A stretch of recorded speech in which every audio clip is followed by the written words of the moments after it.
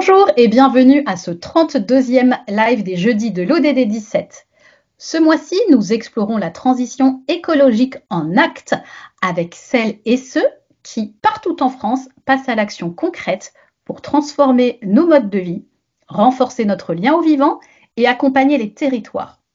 J'ai le plaisir d'accueillir aujourd'hui un acteur clé de cette mobilisation, Raphaëlle Gasque, directrice générale de l'Union nationale des centres permanents d'initiative pour l'environnement, UNCPIE.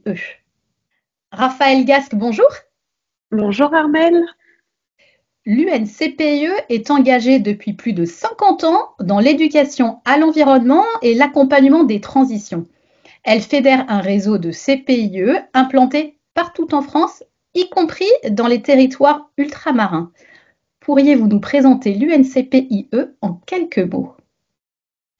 Avec plaisir. En effet, l'UNCPIE, ou plus largement le réseau des CPIE, on pourrait dire, puisque l'UNCPIE est le nom de la tête de réseau national, mais le réseau des CPIE pour Centre permanent d'initiative pour l'environnement est un réseau d'associations territoriales qui a une cinquantaine d'années et qui a une couverture du territoire français qui est assez intéressant du fait de cette histoire, donc un ancrage dans les territoires de longue date. On est présent dans plus de 22 000 communes. C'est un réseau qui est constitué de 90 membres, 78 CPIE qui agissent en local et qui sont structurés aussi à l'échelon régional au travers de 12 unions régionales de CPIE. Donc ces associations territorialisées agissent depuis 50 ans sur les questions environnementales avec une répartition des rôles dans ce réseau, parce que c'est constitutif, on a toujours été un réseau, on est né en réseau et c'est très fort dans notre identité. Et donc, on articule nos échelons d'intervention depuis toujours, avec en local, comme vous l'avez dit, Armelle, des CPIE qui sont reconnus pour leurs actions de sensibilisation à l'environnement. On est, du fait de la taille du réseau, présente dans une vraie diversité de territoires en France, que ce soit urbain, de montagne, littoral, rural, mais on a une bonne couverture, notamment en milieu rural. On s'attelle à des sujets de biodiversité, d'eau, d'agri-alimentation principalement. Et puis au fil du temps, même si notre acte de naissance était sur l'éducation à l'environnement, la sensibilisation, on a enrichi notre apport au territoire en accompagnant les acteurs à une meilleure considération de l'environnement, du vivant, en s'adaptant dans leurs activités, que ce soit les collectivités locales, des entreprises. Et puis, ces dernières années, notre posture s'est encore un peu plus enrichie avec l'ambition d'avoir un véritable effet de levier sur la prise en considération des problématiques environnementales en territoire. Et on travaille à vraiment utiliser notre ancrage pour favoriser la coopération des acteurs à la résolution de problématiques environnementales. Et donc ça, c'est l'action des CPIE en local, c'est notre échelle d'intervention et elles sont, on s'appuie également sur une strate régionale qui nous permet d'amplifier et d'articuler les actions locales avec des politiques publiques d'échelle régionale et différents dispositifs qui sont portés à l'échelle des régions. Et puis au national, donc l'Union nationale des CPIE, que j'ai la chance de diriger, a vocation à créer cette animation de l'ensemble des 90 membres pour qu'on s'enrichisse des expériences les uns des autres, qu'on mutualise certains services et puis qu'on puisse animer des réflexions avec des partenaires de recherche, des partenaires techniques comme le MNHN, l'INRAE, AgroParisTech, avec lesquels on conduit des projets de recherche-action, recherche participative, qui ensuite sont essaimés dans tout le réseau. Voilà en quelques mots pour le réseau des CPIE. Merci beaucoup de nous avoir comme ça un peu planté le décor, si je peux me permettre. Face à l'ampleur des défis environnementaux, les orientations nationales et internationales peuvent poser un cap et un cadre commun, mais c'est sur les territoires, dont vous parliez vraiment tout à l'heure, donc sur les territoires que se joue la capacité d'inventer les solutions les plus adaptées à chaque écosystème. Les territoires incarnent l'intérêt général à portée de main et ils sont des lieux d'expérimentation et des espaces de confiance. Chacun, en fonction de ses spécificités, peut concrétiser la transition écologique. Le réseau des CPIE, fort de son ancrage local, œuvre à faire de cette transition un projet partagé au plus près des habitants et des décideurs locaux. Comment les CPE accompagnent-ils concrètement les citoyens, collectivités et acteurs locaux dans la territorialisation des transitions? Alors, c'est assez inhérent à notre structuration et ses racines qui sont très territoriales, comme je l'expliquais. C'est notre échelle de pertinence et de conviction. Les deux se rejoignent. On a la chance d'avoir cet ancrage local et d'avoir cultivé cet attachement localement au patrimoine vivant qui se situe autour de chacun des CPIE de notre réseau. Et donc, chaque association CPIE, pour vous donner un ordre de grandeur quand même sur cet ancrage, c'est que les associations, elles ont en moyenne 35 ans d'existence. Donc, il y a une vraie des racines qui sont assez profondes. Et donc, il y a une permanence, on le porte dans notre acronyme, Centre permanent d'initiative pour l'environnement. Cette permanence de présence nous permet d'être légitime et de repérer des enjeux très spécifiques au territoire et d'avoir accès aux acteurs qui sont touchés par ces enjeux. Et donc, on a développé ces dernières années une démarche pour justement créer ces plateformes d'acteurs et d'actions. On profite de cette présence, de cette légitimité d'expertise aussi que l'on a sur les territoires pour identifier des problématiques environnementales en général qui sont irrésolues et qui créent des frustrations, voire des conflits.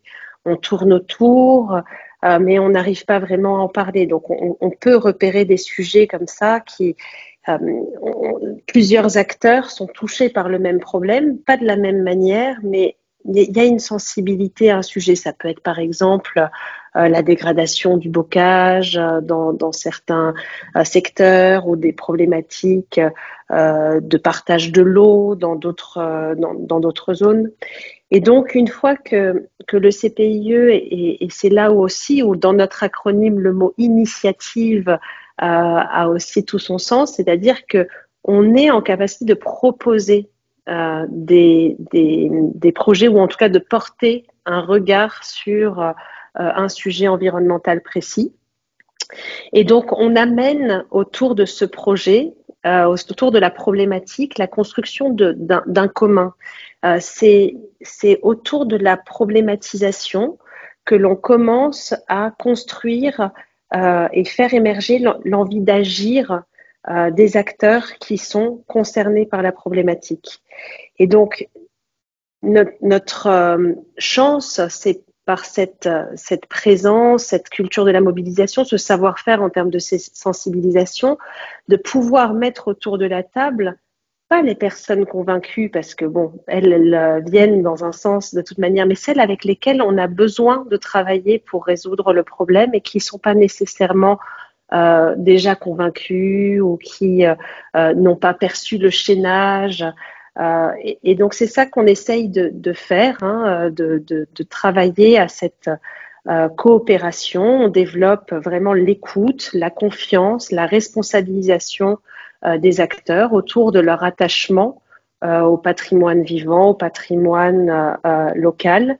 Et c'est ce socle de commun qui va nous permettre de construire, de faciliter la co-construction de solutions qui vont être déployées par les acteurs.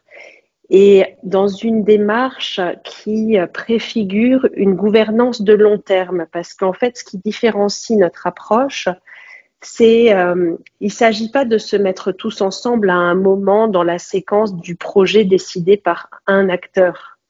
Il s'agit de co-construire ensemble le projet commun aux acteurs et puis de le faire vivre dans le temps.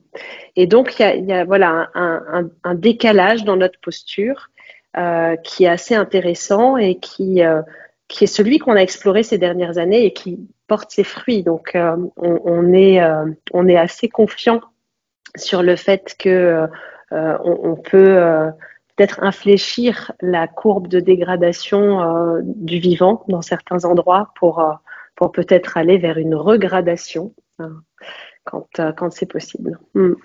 Oui, donc vraiment, le territoire, le local qui répond au premier kilomètre des besoins, comme on aime dire au rameau finalement. Vraiment l'ultra-local avec l'ensemble des acteurs concernés par le sujet. Merci pour cette explication, Raphaël. On en vient maintenant à l'innovation. L'innovation environnementale ne se limite pas aux grandes avancées technologiques. Elle se joue aussi dans la manière d'aborder les enjeux écologiques au plus près des territoires, en inventant de nouvelles pratiques, de nouveaux partenariats, de nouveaux usages. Comment les CPE participent-ils à faire émerger et diffuser des innovations environnementales adaptées aux enjeux locaux? Quelles en sont les conditions? Alors, la diffusion de l'innovation. Alors, c'est vrai que nous, on a une manière déjà de qualifier innovation le fait qu'il n'y ait que du sur-mesure, qu'il n'y a pas de solutions toutes faites qui sont réplicables en tant que telles. Il n'y a que du coût humain dans un sens et chaque territoire est une innovation dans sa manière de faire. Ce qui contribue à la diffusion de ces innovations, c'est vraiment le fait de tisser des liens, de cultiver des liens et de propager cette culture qui est la nôtre du fonctionnement en réseau. En fait, ce que l'on s'applique à nous, réseau des CPIE, finalement, ça a créé aussi une culture du travail avec d'autres et de diffusion des bonnes pratiques qui est devenue peut-être assez naturelle et qu'on réplique volontiers dans nos périmètres d'action. Et donc, chaque CPIE, de par sa pratique, va lui aussi, de proche en proche, enrichir le réseau des acteurs qui gravitent autour de lui, constituer des alliances productives sur les territoires. Donc, c'est par ces manières de faire, je pense que les innovations se diffusent. Et puis, c'est vrai qu'on joue aussi sur notre effet d'échelle, des multiplicateurs, des sémages entre des modèles en local qui sont remontés au national et qui irriguent et inspirent, c'est ce qu'on espère, chacun des CPIE dans son territoire. Donc, Est-ce que ça répond à la question? Tout à fait, qui inspire tout en gardant finalement la spécificité du territoire. On peut s'inspirer de ce qui se passe dans un endroit, mais pas le répliquer tout simplement. Absolument. Et puis, ce qui est important pour nous dans la notion d'innovation environnementale, et dans la spécificité locale qui s'adosse à cette innovation, c'est le fait de venir diffuser aussi cette préoccupation au regard d'autres enjeux que les territoires peuvent avoir et qui sont avec des acteurs peut-être parfois plus éloignés, des acteurs sociaux, des acteurs économiques. Et donc, en fait, le pont qui est fait et l'effet stimulant d'innovation sur le territoire, il est aussi dans le fait d'aller créer des passerelles entre, par exemple, biodiversité et santé, eau et économie. Donc, parfois, voilà, on aime bien associer certaines de nos actions avec des sujets qui sont en apparence plus éloignés de notre champ immédiat d'intervention, mais pour créer de l'espace à rassembler d'autres acteurs et contribuer à cette diffusion. Merci beaucoup, merci vraiment beaucoup Raphaël Gasque et merci à tous de nous avoir suivis. Nous nous retrouverons en juillet prochain pour le 33e live des jeudis de l'ODD 17. Nous évoquerons plus spécifiquement la place des fondations dans le défi de la territorialisation des transitions.